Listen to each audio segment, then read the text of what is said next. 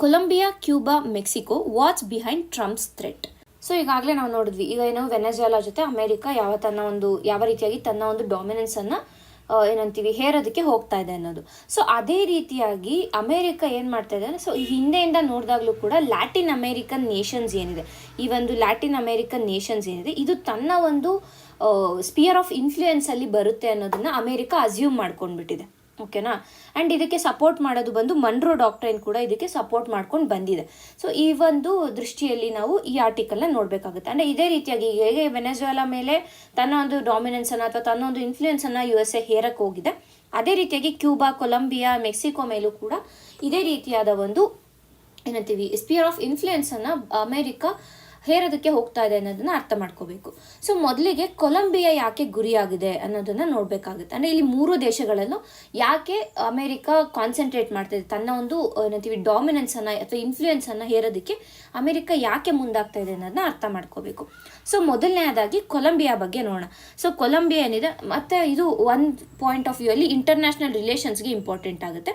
With respect to prelims ಬಂದಾಗ Colombia, Cuba, Mexico places in news ಆಗಿರುವಂಥ ಕಾರಣ ಅದು ಕೂಡ ನಮಗೆ ಇಂಪಾರ್ಟೆಂಟ್ ಆಗುತ್ತೆ. ಸೊ ಮೊದಲಿಗೆ ವಿತ್ ರೆಸ್ಪೆಕ್ಟ್ ಟು ಇಂಟರ್ನ್ಯಾಷನಲ್ ರಿಲೇಷನ್ಸ್ನ ನೋಡಿ, ತದನಂತರ ನಾವು ಈ ಒಂದು 3 ದೇಶಗಳ ಒಂದು ಮ್ಯಾಪನ್ನು ನೋಡೋಣ. ಮೊದಲಿಗೆ ಕೊಲಂಬಿಯಾ ಯಾಕೆ ಅಂತ ಅಂದರೆ, ಕೊಲಂಬಿಯಾಗೆ ಯಾಕೆ ಒಂದು ಥ್ರೆಟ್ಗಳನ್ನು USA ಸರ್ಕಾರ ಹಾಕ್ತಾ ಇದೆ ಅಂತಂದರೆ, ಮೊದಲಿಗೆ ನೋಡಿದಾಗ ಕೊಲಂಬಿಯಾ ಏನಿದೆ, ಇದುವರೆಗೂ ನೋಡಿದಾಗ ಅಮೇರಿಕಾದ ಒಂದು ಎಕಾನಮಿ ಇರ್ಬೋದು, ಸೆಕ್ಯೂರಿಟಿ ಇರ್ಬೋದು, ಇದಕ್ಕೆ ಪ್ರಮುಖವಾಗಿ ಏನಂತೀವಿ ಕಾಂಟ್ರಿಬ್ಯೂಟ್ ಮಾಡಿದೆ ಕೊಲಂಬಿಯಾ ಒಂದು. ತದನಂತರ ಏನು ಅಂದರೆ, ಕೊಲಂಬಿಯಾ ಒಂದು ಕೊಕೇನ್ ಏನು ಡ್ರಗ್ಸ್ ಇದೆ, ಆ ಒಂದು ಡ್ರಗ್ಸ್ನ ಮುಖ್ಯವಾದ ಒಂದು ಉತ್ಪಾದನೆಯ ಕೇಂದ್ರ ಅಥವಾ ಪ್ರೊಡಕ್ಷನ್ ಸೆಂಟರ್ ಆಗಿ ಕೊಲಂಬಿಯಾ ಹೊರಹೊಮ್ಮಿದೆ. ಸೊ ಇದರಿಂದ ಏನಾಗ್ತಾ ಇದೆ ಅಂತಂದರೆ, ಈ ಒಂದು ಏನು ಡ್ರಗ್ಸ್ನ ನಾರ್ಕೋ ಟೆರರಿಸಮ್ ಇರ್ಬೋದು, ಇಲ್ಲ ಡ್ರಗ್ಸ್ನ ಒಂದು ಎಕ್ಸ್ಪೋರ್ಟ್ಸ್ ಏನಿದೆ ಕೊಲಂಬಿಯಾದಿಂದ, ಇದು ಅಮೆರಿಕಾಗೆ ಹೆಚ್ಚಾಗ್ತಾ ಇದೆ ಅನ್ನುವಂಥ ಒಂದು ನಿಲುವನ್ನು ಅಮೆರಿಕ ಹೊಂದಿದೆ. ಸೊ ಅದರಿಂದ ತದನಂತರ ಏನು ಅಂತಂದರೆ, ಈ ಬಾರ್ಡರ್ ಇಶ್ಯೂಸ್, ಮೈಗ್ರೇಷನ್ USA ಒಳಗೆ ಕೊಲಂಬಿಯಾಯಿಂದ ಅಂದರೆ ಥ್ರೂ ಕೊಲಂಬಿಯಾ, ಸೆಂಟ್ರಲ್ ಅಮೆರಿಕಾ, ಮೆಕ್ಸಿಕೋಯಿಂದ ಹೋಗಿ USAಗೆ ಜನರು ವಲಸೆ ಹೋಗ್ತಾ ಇದ್ದಾರೆ. ಸೊ ಇದು ಕೂಡ ಇಲ್ಲಿ ಪ್ರಾಬ್ಲಮ್ ಆಗಿದೆ. ಸೊ ಹಾಗಾಗಿ ಕೊಲಂಬಿಯಾ ಮೇಲೆ ಟ್ರಂಪ್ ಥ್ರೆಟ್ಸ್ಗಳನ್ನು ಅಥವಾ USA ಥ್ರೆಟ್ಸ್ಗಳನ್ನು ಹಾಕ್ತಾ ಇದೆ ಅನ್ನೋದು ಅರ್ಥ ಮಾಡ್ಕೋಬೇಕು. ಏನೇನಕ್ಕೆ, ಒಂದು ಕೊಲಂಬಿಯಾ ಕೊಕೇನ್ನ ಮುಖ್ಯ ಒಂದು ಪ್ರೊಡಕ್ಷನ್ ಸೆಂಟರ್ ಆಗಿರುವಂಥ ಕಾರಣ, ಯಾಕೆಂದರೆ ಇದರಿಂದ ಅಮೆರಿಕಾದಲ್ಲಿ ಡ್ರಗ್ ಯೂಸೇಜ್ ಜಾಸ್ತಿ ಆಗ್ಬೋದು ಅನ್ನುವಂಥದ್ದು. ಎರಡನೇದಾಗಿ ಏನು ಅಂತಂದರೆ, ಮುಖ್ಯವಾಗಿ ಈ ಒಂದು ವಲಸೆ ಮತ್ತು ಬಾರ್ಡರ್ ಸೆಕ್ಯೂರಿಟಿ ಬಗ್ಗೆ ಇಲ್ಲಿ ಏನದು ಇಶ್ಯೂ ಇರುವಂಥ ಕಾರಣ. ಇದು ಒಂದಾಯಿತು. ನೆಕ್ಸ್ಟ್ ಈಗ ಕ್ಯೂಬಾನ ನೋಡಿದ್ರೆ, ಕ್ಯೂಬಾ ಮತ್ತು ಅಮೇರಿಕಾ ಫ್ರಮ್ ಕೋಲ್ಡ್ ವಾರ್ ಏನು ನಡೀತು ಅಲ್ಲಿಂದ ಕೂಡ ಕ್ಯೂಬಾ ಅಮೇರಿಕಾದ ವಿರೋಧಿಯಾಗಿನೇ ಬಂದಿದೆ. And at the same time ವೆನೆಜುವೆಲಾಗಿ ಸಪೋರ್ಟರ್ ಆಗಿ ಹೊರಹೊಮ್ಮಿದೆ ಯಾವುದು, ಕ್ಯೂಬಾ. ಸೊ ಹಾಗಾಗಿ ಟ್ರಂಪ್ ಅವರು ಏನು ಮಾಡಿದೆ, ಅಥವಾ US ಅಡ್ಮಿನಿಸ್ಟ್ರೇಷನ್ ಏನು ಮಾಡಿದೆ ಅಂತಂದರೆ, ಕ್ಯೂಬಾ ಮೇಲೆ ಹಲವಾರು ನಿರ್ಬಂಧಗಳನ್ನು, ಹಲವಾರು ಸ್ಯಾಂಕ್ಷನ್ಸ್ಗಳನ್ನು ಹೇರಿದೆ. And it has like year to year ನಾವು ನೋಡ್ಕೊಂಬಂದಾಗ ಆ ಒಂದು ಸ್ಯಾಂಕ್ಷನ್ಸನ್ನು ಮತ್ತಷ್ಟು ಟೈಟನ್ ಮಾಡ್ತಾ ಹೋಗಿದೆ ಒಂದು. ತದನಂತರ ಏನು ಅಂದರೆ, ಈ ಒಂದು ಕ್ಯೂಬಾನ ಸ್ಟೇಟ್ ಸ್ಪಾನ್ಸರ್ಡ್ ಟೆರರಿಸಮ್ ಅನ್ನುವಂಥ ಒಂದು ಪಟ್ಟಿಗೆ ಕೂಡ ಅಮೆರಿಕ ಸೇರಿಸಿದೆ. ಇದು ವಿತ್ ರೆಸ್ಪೆಕ್ಟ್ ಟು ಕ್ಯೂಬಾ ಅಮೆರಿಕಾಗೆ ಇರುವಂತಹ ಪ್ರಾಬ್ಲಮ್ ಆಯಿತು. ಇನ್ನು ಮೆಕ್ಸಿಕೋನ ನೋಡಿದ್ರೆ, ಮೆಕ್ಸಿಕೋ ಆಬ್ವಿಯಸ್ ಆಗಿ ನಮಗೆ ಗೊತ್ತಿರೋ ಥರ ಇಲ್ಲಿ ಏನು ಬಾರ್ಡರ್ ಇಶ್ಯೂ, ಏನು ಬಾರ್ಡರ್ ಕ್ರಾಸ್ ಮಾಡಿ ಇಲ್ಲಿಗಲ್ ಬಾರ್ಡರ್ ಕ್ರಾಸಿಂಗ್ಸ್ ಆಗ್ತಾ ಇದೆ ಮೆಕ್ಸಿಕೋಯಿಂದ, ಅದು ಒಂದು ಇಶ್ಯೂ.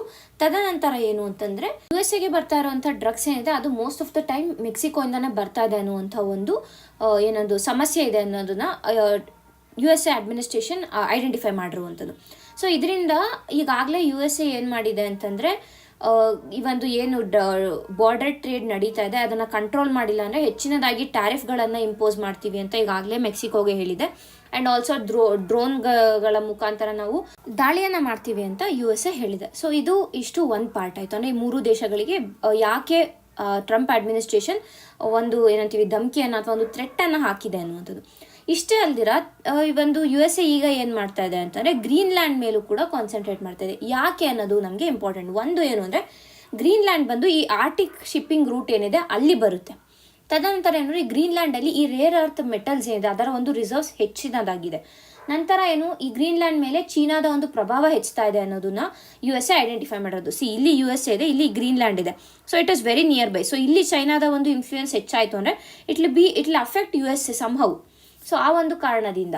ಆ್ಯಂಡ್ ಓವರ್ ಆಲ್ ಆಗಿ ನೋಡಿದಾಗ ಈ Greenland is a part of Arctic circle.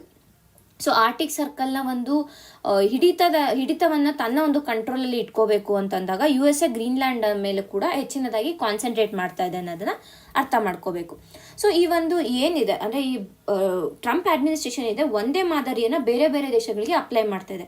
ಅಂದರೆ ತನ್ನ ಒಂದು ಡಾಮಿನೆನ್ಸನ್ನು ಎಸ್ಟಾಬ್ಲಿಷ್ ಮಾಡೋದಕ್ಕೆ ಅಥವಾ ತನ್ನ ಒಂದು ಸ್ಪಿಯರ್ ಆಫ್ ಇನ್ಫ್ಲೂಯೆನ್ಸನ್ನು ಎಸ್ಟಾಬ್ಲಿಷ್ ಮಾಡೋದಕ್ಕೆ ಈ ರೀತಿಯಾದ ಒಂದು ಬೆದರಿಕೆಗಳನ್ನು ಟ್ರಂಪ್ ಅಡ್ಮಿನಿಸ್ಟ್ರೇಷನ್ ಹಾಕ್ತಾ ಇದೆ ಅನ್ನೋದನ್ನ ಇಲ್ಲಿ ನಾವು ಅರ್ಥ ಮಾಡ್ಕೋತೀವಿ. ಒಂದು ಎರಡನೇದಾಗಿ ಯಾಕೆ ಈ ರೀತಿಯಾದ ಒಂದು ಥ್ರೆಟ್ಗಳು ಅಥವಾ ಬೆದರಿಕೆಗಳನ್ನು ಹಾಕ್ತಾ ಇರೋದು ಅಂತಂದರೆ ಚೈನಾ ಮತ್ತು ರಷ್ಯಾವನ್ನು ತಡೆಯೋದಕ್ಕೆ, ಅವರ ಒಂದು ಸ್ಪಿಯರ್ ಆಫ್ ಇನ್ಫ್ಲೂಯೆನ್ಸನ್ನು ತಡೆದು ತನ್ನ ಒಂದು ಸ್ಪಿಯರ್ ಆಫ್ ಇನ್ಫ್ಲೂಯೆನ್ಸನ್ನು ಎಸ್ಟಾಬ್ಲಿಷ್ ಮಾಡೋದಕ್ಕೆ. ಮೂರನೇದಾಗಿ ಡ್ರಗ್ಸ್ ಇರ್ಬೋದು, ಇಲ್ಲ ಅಂತಲೇ ಮೈಗ್ರೇಷನ್ ಪ್ರಾಬ್ಲಮ್ ಏನಾಗ್ತದೆ ಯು ಎಸ್ ಎಲ್ಲಿ ಅದನ್ನು ತಡೆಯೋದಕ್ಕೆ, ಮತ್ತು ನಾಲ್ಕನೇದಾಗಿ ಏನು ಮಿನರಲ್ ರಿಸೋರ್ಸಸ್ ಇದೆ ಅವುಗಳ ಮೇಲೆ ಹಿಡಿತವನ್ನು ಸಾಧಿಸೋದಕ್ಕೆ. ಸೊ ಈ 4 ಒಂದು ಮುಖ್ಯವಾದ ಉದ್ದೇಶಗಳಿಂದ ಈ ರೀತಿಯಾದ ಒಂದು ಬೆದರಿಕೆಗಳನ್ನು ಅಮೇರಿಕಾ ಇತರ ದೇಶಗಳ ಮೇಲೆ ಹಾಕ್ತಾ ಇದೆ ಅನ್ನುವಂಥದ್ದನ್ನು ಅರ್ಥ ಮಾಡ್ಕೋಬೇಕಾಗುತ್ತೆ. ಸೊ ಇನ್ನು ನಾವು ಈ ಒಂದು ಸ್ಟೆಪ್ಸ್ಗಳಿಂದ ಜಾಗತಿಕವಾಗಿ ಯಾವ ರೀತಿಯಾದ ಒಂದು ಪರಿಣಾಮವನ್ನು ನಾವು ನೋಡ್ಬೋದು ಅಂತಂದರೆ, ಒಂದು ಲ್ಯಾಟಿನ್ ಅಮೆರಿಕಾದಲ್ಲಿ ಏನು ಅಸ್ಥಿರತೆ ಆಗ್ತದೆ, ಏನು ಇನ್ಸ್ಟೆಬಿಲಿಟಿ ಇದೆ, ಪೊಲಿಟಿಕಲ್ ಇನ್ಸ್ಟೆಬಿಲಿಟಿ ಇದೆ, it one of the reasons is U S A ನೀಡ್ತಾ ಇರುವಂಥ ಧಮಕಿಗಳು. ಎರಡನೇದಾಗಿ ಏನು ಅಂತಂದರೆ ಚೈನಾ, ಅಮೇರಿಕಾ, ರಷ್ಯಾ ಇವುಗಳ ಮಧ್ಯೆ ನಡೀತಾ ಇರುವಂಥ ಕಾಂಪಿಟೇಷನ್ ಇದೆ, it is becoming very intense. So ಇದರಿಂದ ಓವರ್ ಆಲ್ ಆಗಿ ನೋಡಿದಾಗ ನಾಟ್ ಓನ್ಲಿ ಪೊಲಿಟಿಕಲಿ, ಇಕನಾಮಿಕಲಿ ಕೂಡ ಇದು ಬೇರೆ ದೇಶಗಳಿಗೆ ಹರ್ಟ್ ಮಾಡುವ ಸಾಧ್ಯತೆಗಳು ಹೆಚ್ಚು. ಮತ್ತು ಮೂರನೇದಾಗಿ ಬಂದಾಗ ಈ ಒಂದು ಸ್ಮಾಲರ್ ನೇಷನ್ಸ್ ಏನಿರುತ್ತೆ, ಈಗ Cuba it is a very small nation. So ಇಂಥ ಒಂದು ನೇಷನ್ಗಳ ಒಂದು ಸಾವರಿನಿಟಿ ಏನಿದೆ ಅದು ಕೂಡ ಇಲ್ಲಿ ಕ್ವೆಶನಬಲ್ ಅನ್ನುವಂಥದ್ದನ್ನ ಅರ್ಥ ಮಾಡ್ಕೋಬೇಕು. ಸೊ ಒಟ್ಟಾರೆಯಾಗಿ ನಾವು ನೋಡಿದಾಗ ಈ ಒಂದು ಟ್ರಂಪ್ನ ಒಂದು ಬೆದರಿಕೆಗಳೇನಿದೆ ಅಥವಾ ಒಂದು ಥ್ರೆಟ್ಸ್ ಏನಿದೆ ಇದು ಕೇವಲ ಟೆಂಪರರಿ ಅಲ್ಲ, ಇದು ದೀರ್ಘಕಾಲದ ಅಂದರೆ ಅಮೇರಿಕಾದ ಒಂದು ದೀರ್ಘಕಾಲದ ತಂತ್ರದ ಒಂದು ಭಾಗವಾಗಿದೆ. ಅಂದರೆ ಲಾಂಗ್ ಟರ್ಮ್ ಗೋಲ್ಸ್ ಏನಿದೆ ಅಮೇರಿಕಾದು ಅದರ ಒಂದು ಭಾಗವಾಗಿದೆ ಅನ್ನೋದನ್ನು ನಾವು ಅರ್ಥ ಮಾಡ್ಕೋಬೇಕು. ಸೊ ಇಷ್ಟು ಈ ಒಂದು ಆರ್ಟಿಕಲ್ನ ವಿತ್ ರೆಸ್ಪೆಕ್ಟ್ ಟು ಮೇನ್ಸ್ ನಾವು ನೋಡಿದ್ವಿ. ಈಗ ನಾವು with respect to prelims basic ಆಗಿ ನೋಡ್ಕೊಂಡು ಹೋಗೋಣ. ಸೊ ಮೊದಲಿಗೆ ಕೊಲಂಬಿಯಾ ನ್ಯೂಸಲ್ಲಿ ಇತ್ತು. ಸೊ ಕೊಲಂಬಿಯಾದ ಬಾರ್ಡರ್ ಕಂಟ್ರೀಸ್ ಯಾವ್ದು? ಒಂದು ಈಕ್ವೆಡಾರ್, ಒಂದು ಪೆರು, ಒಂದು ಬ್ರೆಜಿಲ್ ಮತ್ತು ವೆನೆಜುವೆಲಾ. ಸೊ ಇದು ನಮಗೆ ಇಂಪಾರ್ಟೆಂಟ್ ಆಗುತ್ತೆ, ಏನೇನು ಯಾವ ಬಾರ್ಡರ್ ಕಂಟ್ರೀಸ್ಗಳಿದೆ ಅಂತ. Ecuador, Peru, Brazil and Venezuela ಇದಿಷ್ಟು ಏನು ಲ್ಯಾಂಡ್ ಬೌಂಡ್ರೀಸ್. ಮೆರಿಟೈಮ್ ಬೌಂಡ್ರೀಸ್ ಬಂದರೆ ಒಂದು ಕಡೆ ಪೆಸಿಫಿಕ್ ಓಷನ್ ಇದೆ, ಮತ್ತೊಂದು ಕಡೆ ಕೆರಿಬಿಯನ್ ಸಿ ಇದೆ. ಸೊ ಕೆರಿಬಿಯನ್ ಸಿ ಅಂದರೆ it links to Atlantic ocean ಅನ್ನುವಂಥದ್ದು. ನಂತರ ಏನು ಇಲ್ಲಿ ಪನಾಮಾ ಕ್ಯಾನಲ್ಗೆ ಕೂಡ ಈ ಒಂದು ಕೊಲಂಬಿಯಾ ಏನಂತೀವಿ ಲಿಂಕ್ ಆಗಿದೆ ಅನ್ನೋದನ್ನು ಅರ್ಥ ಮಾಡ್ಕೋಬೇಕು. ಇನ್ನು ಮೌಂಟೇನ್ ರೇಂಜಸ್ ಬಂದರೆ ಆ್ಯಂಡಸ್ ಮೌಂಟೇನ್ ರೇಂಜಸ್ ಏನಿದೆ, as it is part of Colombia. ಯಾಕೆಂದರೆ ಕೆಲವು ಸತಿ ಈ ಮೌಂಟೇನ್ ರೇಂಜಸನ್ನು ಕೊಟ್ಟು ಯಾವ ಒಂದು ದೇಶಗಳಲ್ಲಿ ಇದು ಹರಡಿದೆ ಅಂತ ಇರ್ಬೋದು, ಇಲ್ಲ ಯಾವ ರಾಜ್ಯಗಳಿಗೆ ಇದು ಹರಡುತ್ತೆ ಅನ್ನೋದು ಇರ್ಬೋದು, ಈ ರೀತಿಯಾದ ಕ್ವೆಶನ್ಸನ್ನು ನಾವು ಎಕ್ಸ್ಪೆಕ್ಟ್ ಮಾಡ್ಬೋದು. ಸೊ ಆ ಒಂದು ನಿಟ್ಟಿನಲ್ಲಿ ಇದನ್ನು ನೋಡ್ತೀವಿ. ಅಂದರೆ ಆ್ಯಂಡಸ್ ಮೌಂಟೇನ್ ಕೂಡ ಇದು ಏನು ಕೊಲಂಬಿಯಾದ ಒಂದು ಪಾರ್ಟ್ ಆಗಿದೆ. ಮತ್ತು ಇಲ್ಲಿ ಕ್ಯಾಲಿ ಕೊಲಂಬಿಯಾಲಿ ಬರುತ್ತೆ. ಕ್ಯಾಲಿ ಫಂಡ್ UN COP 16 ಏನು ನಡೆದಿತ್ತು ಅಲ್ಲಿ ಕ್ಯಾಲಿ ಫಂಡನ್ನು ಎಸ್ಟಾಬ್ಲಿಷ್ ಮಾಡಿದ್ರು, ಅದು ಕೂಡ ಇಲ್ಲಿ ಬರುತ್ತೆ. ಸೊ ಅದು ಕೂಡ ನಮಗೆ ಇಂಪಾರ್ಟೆಂಟ್ ಆಗುತ್ತೆ. ಇದಿಷ್ಟು ಬೇಸಿಕ್ ನಮಗೆ ಗೊತ್ತಿರಬೇಕಾಗಿರೋದು. ಇನ್ನು ಕ್ಯೂಬಾಗೆ ಬಂದರೆ, Cuba is a island state in Caribbean ಸಿಯಲ್ಲಿ ಇದು ಒಂದು ಐಲ್ಯಾಂಡ್ ಸ್ಟೇಟ್ ಆಗಿರುತ್ತೆ ಅಥವಾ ಐಲ್ಯಾಂಡ್ ನೇಷನ್ ಅಂತ ಕರಿಬೋದು. ಸೊ ಕೆರಿಬಿಯನ್ ಸಿಯಲ್ಲಿದೆ, ಕೇಮನ್ ಟ್ರೆಂಚ್ ಬರುತ್ತೆ, ನಂತರ ಈ ಕಡೆ Atlantic ocean, streets of Florida. USA ಮತ್ತು ಕ್ಯೂಬಾನ ಡಿವೈಡ್ ಮಾಡುವಂಥ ವಾಟರ್ ಬಾಡಿ ಹೆಸರು ಏನು? Straight of Florida. ಇದು ನಮಗೆ ಇಂಪಾರ್ಟೆಂಟ್ ಆಗುತ್ತೆ.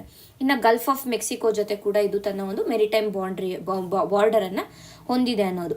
ಸೊ ಇದಿಷ್ಟು ಕ್ಯೂಬಾ ಬಗ್ಗೆ ಮೇಯ್ನಾಗಿ ಗೊತ್ತಿರಬೇಕಾಗಿರೋ ಅಂದರೆ ಬಾರ್ಡರಿಂಗ್ ನೇಷನ್ಸ್ ಯಾವುದು, ಕೇಮನ್ ಟ್ರೆಂಚ್ ಎಲ್ಲಿ ಬರುತ್ತೆ, ಸ್ಟ್ರೇಟ್ಸ್ ಆಫ್ ಫ್ಲೋರಿಡಾ ಮತ್ತು ಗಲ್ಫ್ ಆಫ್ ಮೆಕ್ಸಿಕೋ ನಮಗೆ ಇಂಪಾರ್ಟೆಂಟ್ ಆಗುತ್ತೆ. ಈಗ ನಾವು ನೆಕ್ಸ್ಟು ಮೆಕ್ಸಿಕೋ ಬಗ್ಗೆ ನೋಡೋಣ.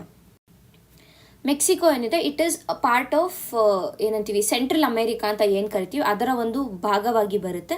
ಇದಕ್ಕೆ ಒಂದು ಕಡೆ Gulf of California Pacific ocean ಇದೆ, ಮತ್ತೊಂದು ಕಡೆ ಗಲ್ಫ್ ಆಫ್ ಮೆಕ್ಸಿಕೋ ಮತ್ತು ಕೆರಿಬಿಯನ್ ಸಿ ಬರುತ್ತೆ. ತದನಂತರ ಏನು ಇಂಪಾರ್ಟೆಂಟ್ ಆಗುತ್ತೆ ಅಂತಂದರೆ ಈ ಒಂದು ಸೆರಾ ಮ್ಯಾಡ್ರೆ ಅನ್ನುವಂಥ ಒಂದು ಮೌಂಟೇನ್ ರೇಂಜ್ ಏನಿದೆ ಅದು ಕೂಡ ಇಲ್ಲಿ ಇಂಪಾರ್ಟೆಂಟ್ ಆಗುತ್ತೆ. ಆ್ಯಂಡ್ ಮೋರ್ ಇಂಪಾರ್ಟೆಂಟ್ ಆಗಿ ಟ್ರಾಪಿಕ್ ಆಫ್ ಕ್ಯಾನ್ಸರ್ ಈ ಒಂದು ಮೆಕ್ಸಿಕೋ ದೇಶದ ಮೇಲೆ ಹರಿದು ಹೋಗುತ್ತೆ. So that also becomes important. ಅಂದರೆ ಟ್ರಾಪಿಕ್ ಆಫ್ ಕ್ಯಾನ್ಸರ್ ಯಾವ ರಾಷ್ಟ್ರಗಳ ಮೇಲೆ ಹರಿದು ಹೋಗುತ್ತೆ ಅಂತ ಬಂದಾಗ it will be like Mexico ಮೂಲಕ ಕೂಡ ಇದು ಹೋಗುತ್ತೆ ಅನ್ನೋದು ನಮಗೆ ಗೊತ್ತಿರಬೇಕು.